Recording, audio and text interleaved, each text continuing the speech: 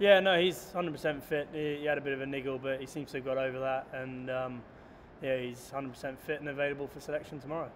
I guess, I mean, no team news as yet, but what are your selection considerations? I mean, are you actually thinking of resting Stephen possibly? Well, again, are you trying to get me to name the side? I mean, the key before every test match is to try and get the balance of attack that you think is most likely to work on any given wicket. So we've had to think long and hard about that.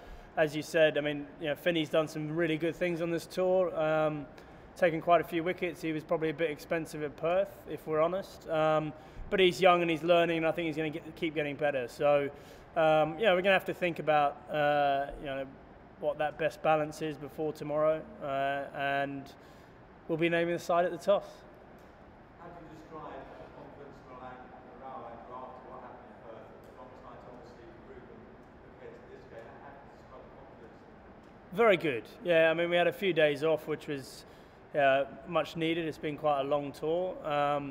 And we came here, and there's been a lot of buzz and energy about the team over the last couple of days. So, I think we really want to make up for our performance in Perth and put up a better performance. I'm very confident we'll do that because we played some excellent cricket over the course of this tour.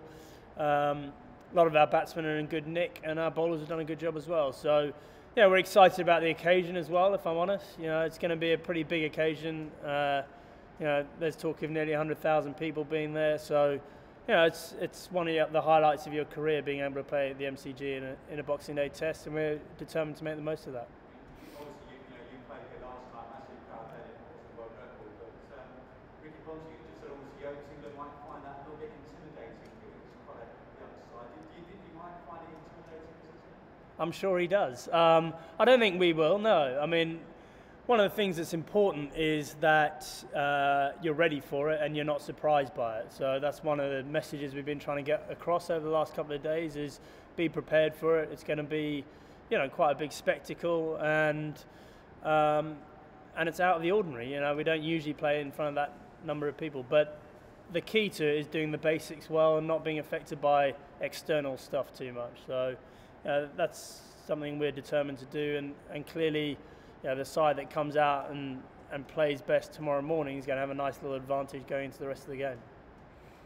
You will train today, but it wasn't on a normal day being Christmas Day, but watching you train, you wouldn't necessarily have known it was Christmas Day, those are Christmas frivolities. Is that a message you're trying to get into your players, that you've got to put Christmas to one side and then just focus on what's happening tomorrow? Yeah, I mean, in the past, the Christmas Day practice has generally been very light. I think we specifically made sure this was a normal day before test match practice, and rightly so, because it's a big test match.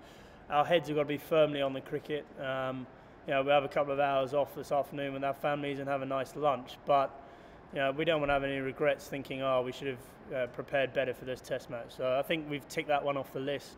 The guys are very determined. There's a bit good kind of steely atmosphere about the lads, and we need to transfer that onto the pitch.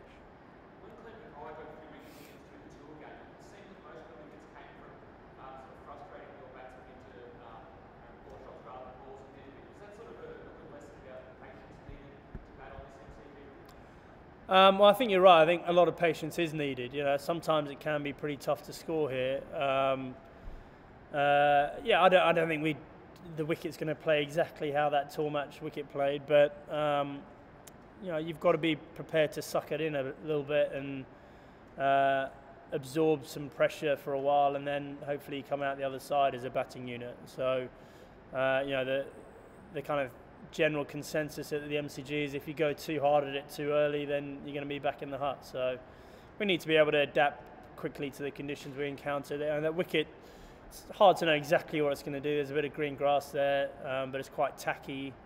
So there should be a little bit in it for everyone, I think.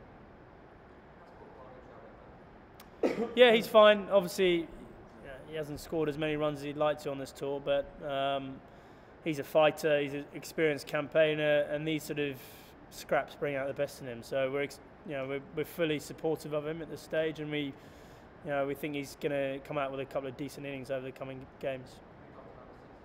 Sorry? Yeah, I'm not a big fan of chopping and changing batting orders. I've never understood the reasons for it. Ian Bell's done a very good job for us at number 6, and there may come a time in the future where he goes up the order, definitely. But I don't think now's the time for that particularly. The key is that he has a batsman to bat with him and hopefully go on and get a big, sizable score. So I don't think we'll be making any changes of that variety.